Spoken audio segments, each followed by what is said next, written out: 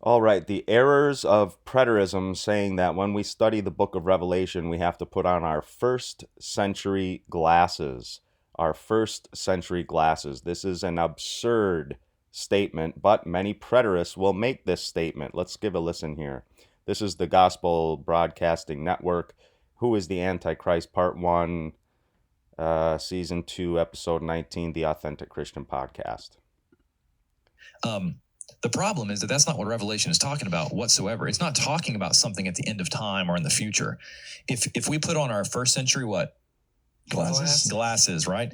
First century glasses. What would this have meant to the church in the first century that it was written to? Look up some verses for me. First of all, time statements. When a book tells you something about time statements, you should just throw them out.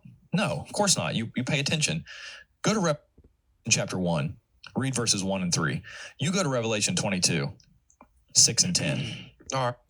Okay, so apparently we have to put on our first century glasses. Again, the absurdity of this statement is it's made by a lot of preterists, but we have to refute this. Why don't we put on our first century glasses when looking at the book of Revelation? Here's what he's going to go to. Revelation 1 through 3, the revelation of Jesu Christu, which God gave to him to show his servants the things that must soon take place. He's going to call that a time stamp, a time marker. Okay, and say, oh, should we just throw these out? No, absolutely not. And then Revelation 22, bookended. These words are trustworthy and true to show his servants which must soon take place. But notice verse 7, I am coming soon. So you can see where the high partial preterist view are inconsistent with themselves, and the full preterists or hyper preterists are more consistent preterists. I'm saying you guys are both off your rocker. For the time is near, verse 10.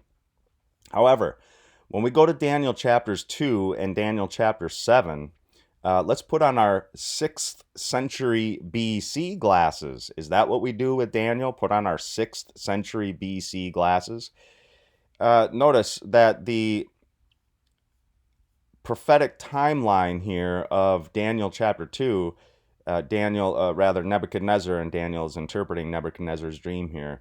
Nebuchadnezzar's dream was of a great image. The head of this image was of fine gold, chest and arms of silver, middle and thighs of bronze, legs of iron, feet partly of iron and partly clay. And you looked, and a stone was cut by no human hand, and it struck the image on its feet of iron and clay and broke them in pieces. And then the stone that struck the image became a great mountain and filled the whole earth after it had destroyed everything else before it. Now, the interpretation of Daniel chapter 2, what is meant, what is represented by this strange prophecy? Head of gold symbolizes the Neo-Babylonian Empire, during which time Daniel was living, during the Neo-Babylonian Empire, and he lived into about the first year of the next empire to arise, the Medo-Persian Empire, and then Daniel died. But the prophecy continues on. After the Medo-Persian Empire, we see the rise of the Grecian Empire, symbolized by the belly and thighs of bronze, 331 BC to 168 BC. And then you have the legs of iron, symbolizing the rise of the Roman Empire. The Roman Empire goes all the way up until the 5th century AD, 476 AD, technically. Okay, that is long after Daniel's time. That is long after the 1st century AD, when the book of Revelation was written. That's about 446 years after the crucifixion, death, burial, resurrection, and ascension of Christ into heaven. So see the long time span that Daniel, or rather Nebuchadnezzar, but Daniel's interpreting this dream, and we're going to see the parallel in Daniel chapter 7 when we get there. It's going to be these same empires. The rise and fall of these same empires is depicted in Daniel chapter 7. But the feet and toes of iron mixed with clay does not begin until the legs of iron are ended, until the Roman Empire is ended in 476 AD. Since that time, we've been living in the feet and toes of iron mixed with clay. And you say, well, that's a long time, right? 476 all the way up to 2024. Of course it is. Here's what Dr. James White said the other day, Road Trip DL. Listen to this. He's talking about the Roman papacy. And Jeff Durbin sent him something about some papal priest saying something. Took place 1,300 years of development to bring you to a place where... How many? When you allow traditional development that took place 1,300 years of development. Yep. To bring you to a place where you literally teach people that the same sacrifice of Christ is represented in an unbloody manner, but it is propitiatory, but it perfects no one. 12 to 1,300 years of development over time. Yes, so when we get to Daniel chapter 7, which is a parallel of Daniel chapter 2, let's look at Daniel 7, and then we're going to go to Revelation 11 through 13. So Daniel chapter 7, now he sees these four beasts that rise up out of the sea. They parallel the metal man elements of Daniel chapter 2. And let's go to Daniel 7, what rough beasts and the Antichrist. Daniel chapter 7 is the first place we are going to see the Antichrist, and it is called the little horn in Daniel chapter 7. So the futurists say that the Antichrist will be a future Mr. Diabolical, a single solitary individual human being at a future time. That's futurism. And then preterism says that Antichrist was a single solitary individual human being way back in the 1st century AD, the Neronic theory, the Caesar Nero theory, or that Antichrist was a series of pagan Roman emperors who persecuted the Church of Christ in the first few centuries after the events of the New Testament. Both of these are fallacious. Let's go through Daniel chapter 7. It gives us a repeat and expanded version of Daniel chapter 2. Four beasts that come up out of the sea. Notice the parallel to Revelation 13, 1 through 10, where we see the Antichrist is depicted as the sea beast. First, like a lion, had eagle's wings. A second one, like a bear, raised up on one side, 3 ribs in its teeth. Third, like a leopard with 4 wings of a bird on its back. And a fourth beast, terrifying and dreadful. It had 10 horns, so 10 horns sprung up out of this fourth empire. 3 of them are plucked up by the roots before a little horn could arise. That little horn is the Antichrist. And the Antichrist, the little horn, had a mouth speaking great things. Daniel 7, the 4 beasts. Again, parallel to Daniel chapter 2, I have Daniel chapter 2 in parenthetical here. The head of gold is the same empire as the lion with eagle's wings, the first beast that rose up out of the sea, symbolizing the Babylonian Empire, or as historians call it, the Neo-Babylonian Empire, followed by, after it falls, the rise and fall of the Babylonian Empire, and then the rise and fall of the Medo-Persian Empire, symbolized by the bear raised up on one side, 3 ribs in its teeth. The chest and arms of silver of Daniel chapter 2. The 3 ribs likely refers to the 3 major conquests of the Medo-Persian Empire, namely over Lydia, Babylon, and Egypt. And then the rise of the Grecian Empire with the conquests of Alexander the Great. This is very important because of the Hellenization that went on during the Grecian Empire. Greek culture, Greek language, Greek learning to the world that it was conquering, which is important for the New Testament, which, although written during the time of the Roman Empire, was not written in Latin. It was written in Koine Greek because of the influence of Hellenization. So very important. And then, of course, the rise of the Roman Empire. The Roman Empire continues on until 476 AD. The 2 legs of iron symbolize the Roman Empire. Once the Roman Empire falls in the 5th century AD, the 10 horns, the feet and toes of iron mixed with clay, spring up. These 10 horns symbolize the 10 tribal nations that made up the Roman Empire after its fall in 476 AD. The Ostrogoths, Burgundians, Vandals, Heruli, Visigoths, Suevi, Alemanni, Franks, Saxons, and Lombards. 3 of these would be plucked up by the roots, the Heruli, the Vandals, and the Ostrogoths, before the little horn could arise. Now, taking away these three, the Heruli, Vandals, and Ostrogoths, you take the Burgundians, Visigoths, Suevi, Alemanni, Franks, Saxons, and Lombards. These are basically the people groups that still make up Western Europe to this very day. So in French, the French don't call Germany, Germany. Okay, not even the Germans call Germany, Germany. They call it Deutschland. But for the French, it's called Alemannia. Alemannia. That's what the French call Germany to this very day, Alemannia. Noted 18th century Reformed Baptist theologian, scholar, biblical exegete, and apologist, and historicist, as opposed to both preterism and futurism, Dr. John Gill. Notice the dates. 18th century is when he is writing. He's contemporaneous with Jonathan Edwards. He writes in his commentary on Daniel 7:24 and the 10 horns. He says the 10 horns out of this kingdom are 10 kings that shall arise. That's the biblical text. And then Gill's commentary, they are 10 kingdoms which sprung out of the Roman Empire upon the dissolution of it about AD 476. He gives Meade's list here, very similar to my own. Dr. Gill also gives Sir Isaac Newton's list, very similar to my own. Yes, the Sir Isaac Newton. He was really into Bible prophecy.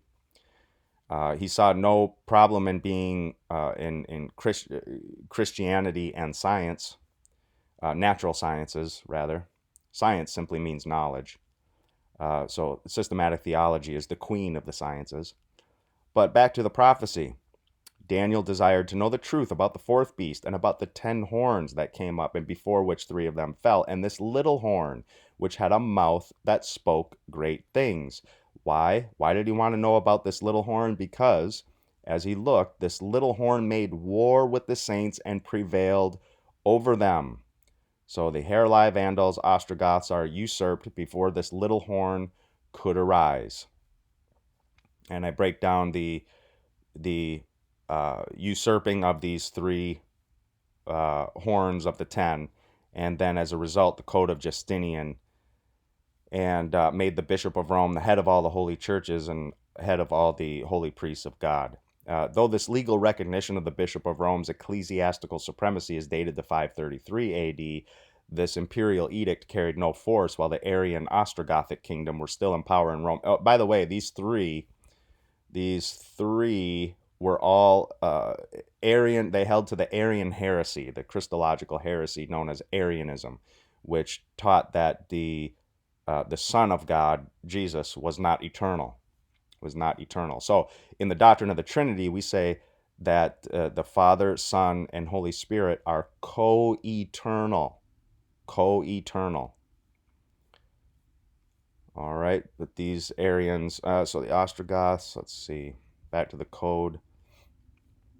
So this edict carried no power while the Ostrogothic kingdom was still in power in Rome. Thus, it was only after 538 AD, with the defeat of the Ostrogoths and in Rome, that the royal edict from Justinian could take effect. Thus, the little horn had come to his seat in great authority. So, Daniel chapter 7, the great words that the horn was speaking. Let's go down to here. As for the 10 horns, out of this kingdom, out of the Roman Empire, 10 kings shall arise, or lesser vassal kingdoms of the suzerain that was once the suzerain, the Roman Empire. And he shall be different from the former ones, and shall put down 3. 3 of those horns would be plucked up by the roots. But this little horn shall speak words against the Most High, wear out the saints of the Most High, think to change the times in the law, and they shall be given into his hand for a time, times, and half a time. There's your prophetic time marker. There's your prophetic time marker. So when these guys are talking about those things which must soon take place, those aren't prophetic time markers, you guys. Those are not prophetic time markers. Right here, Daniel 7, time, times, and half a time. And then you have Revelation chapter 11, 12, and 13. Look at 42 months, 1,260 days, clothed in sackcloth. Revelation chapter 12, the woman in the wilderness for 1,260 days. When did that begin? Not until after the fall of the Roman Empire, just like Jonathan Edwards says. Here's Jonathan Edwards. The time when the reign of Antichrist began, it is certain that the 1,260 days, or years which are so often in Scripture mentioned as the time of the continuance of Antichrist's reign, did not commence before the year of Christ 479. The rise of Antichrist was gradual. The Christian church corrupted itself in many things presently after Constantine's time. The Christian church, the apostasy of 2 Thessalonians chapter 2. The restrainer had to be removed for the man of sin, son of perdition, to sit in the temple of God, to sit in the church of God. That restrainer was the Roman Empire. The Christian church apostatized, corrupted itself. Especially the Bishop of Rome assumed more and more authority to himself. After that, he claimed power of a temporal prince, so was wont to carry two swords. Now they carry two keys, the two keys of the papacy, to signify that both the temporal and spiritual sword were both his, or the temporal and spiritual keys were both his. He claimed power to crown princes and to degrade them at his pleasure. Now, let's go over to Philip Schaff. This is volume 4 of his History of the Christian Church. Volume 4, and I am Medieval Christianity, all the way down to Church and State, and then Legislation. Here's what Philip Schaff says. Medieval Christianity, this is after the fall of the Roman Empire, is not a direct continuation of the ante-Nicene Christianity, that is, before the Council of Nicaea in 325. It's not like that where it is in hostile conflict with the heathen state, but rather, medieval Christianity is of the post-Nicene Christianity in friendly union with a nominally Christian state. You see that? I love how Schaff can say so much in just one sentence here. This is why he was a brilliant historian. Let's see. They submitted to the spiritual authority of the Catholic Church, the Franks, the etc. The various and sundry of those, 7 horns of Daniel chapter 7, the 10, but 3 are plucked up by the roots, so the other 7. They submitted to the spiritual authority of the Catholic Church, but aspired to its temporal government by the appointment of bishops, abbots, and control over church property. Hence, the frequent collisions of the two powers, which culminated in the long conflict between the Pope and the Emperor. Now notice this, or the Pope and the state. From Daniel chapter 2.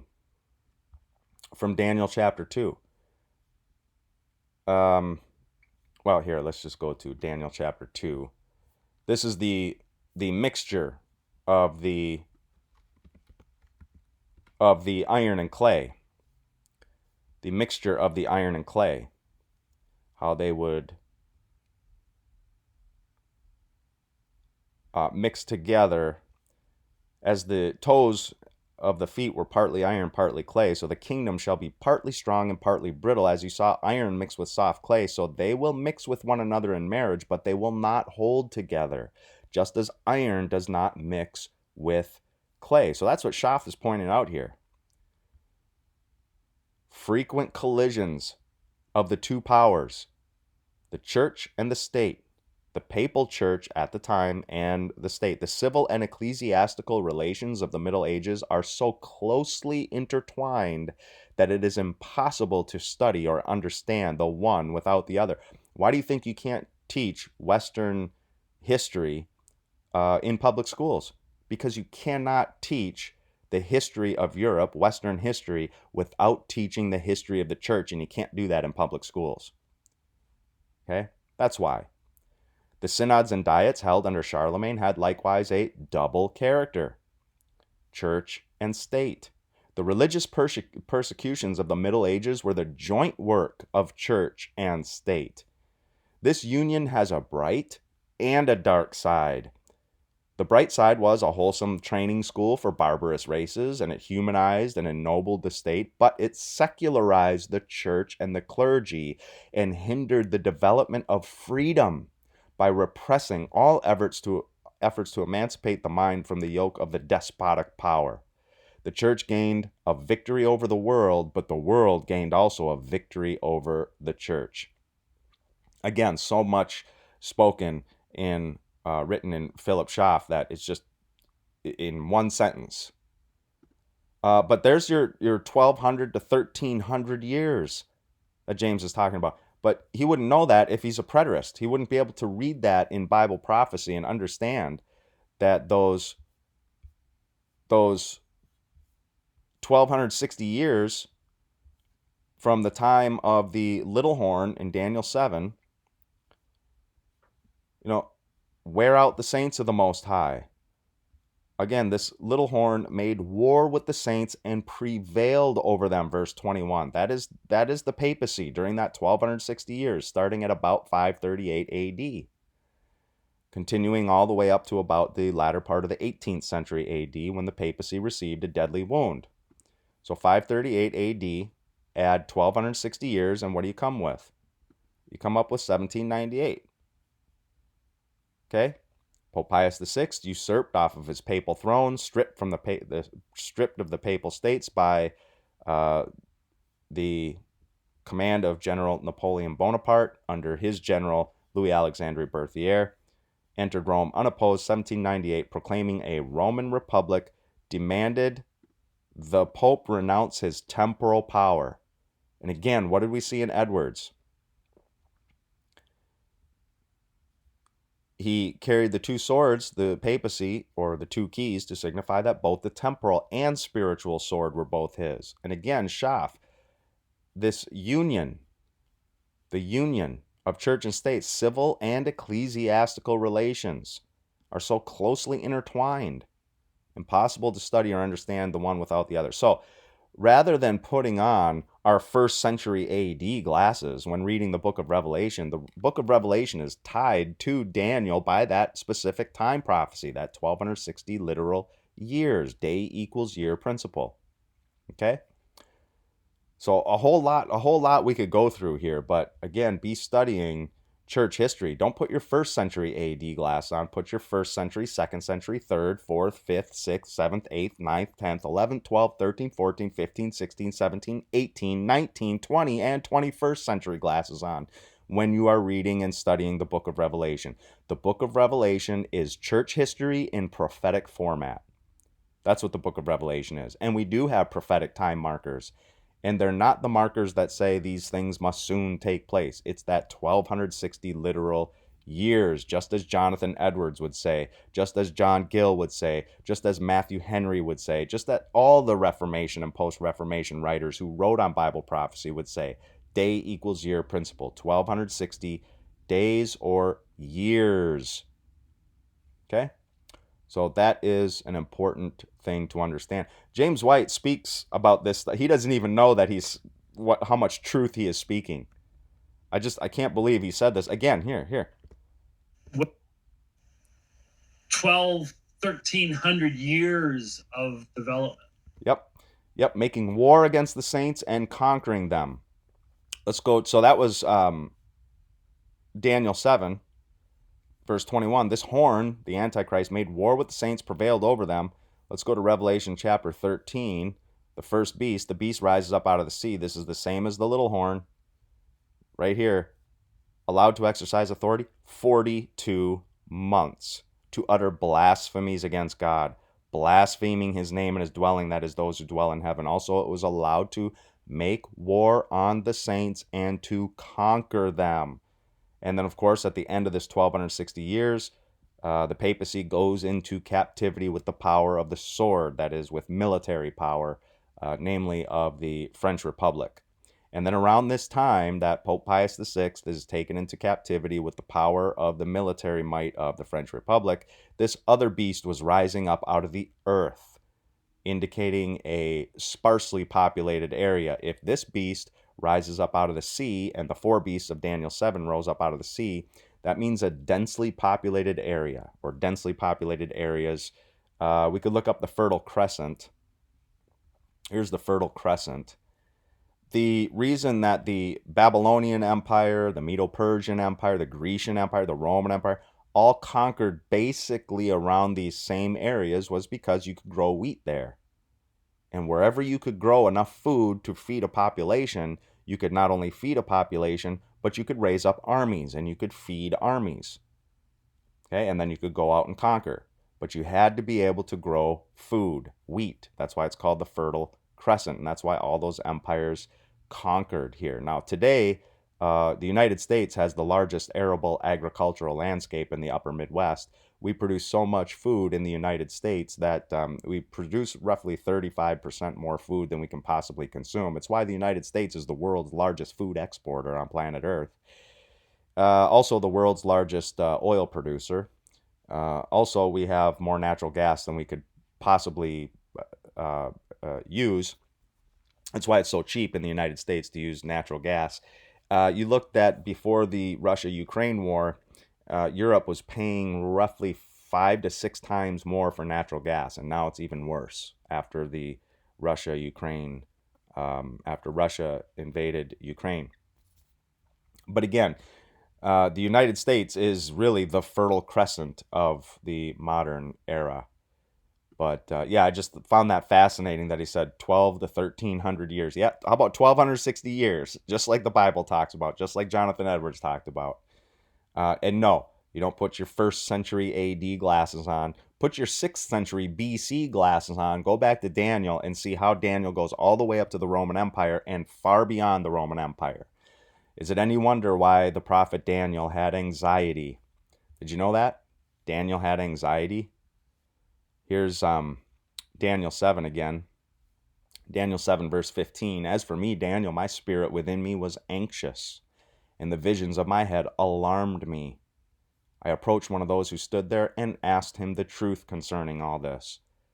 So despite Daniel's anxiety, despite his alarm, he still wanted to know the truth concerning all this.